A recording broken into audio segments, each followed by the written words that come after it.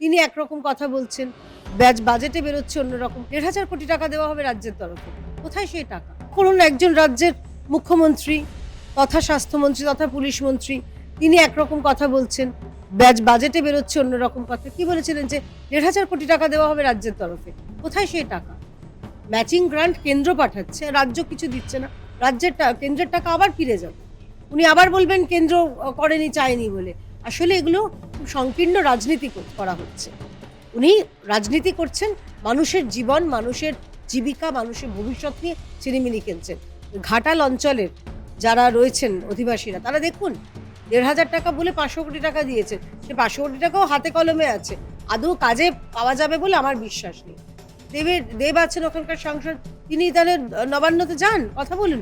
কি ব্যাপার? আমার পাওনা গন্ডাটা কি হলো? আপনি বলেছিলেন ১,৫০০ কোটি টাকা দেবেন। নাকি সেটা বলতে পারবেন না, অনুপ্রাণিত হয়ে আবার ২০২৯ এ টিকিট পাবেন না?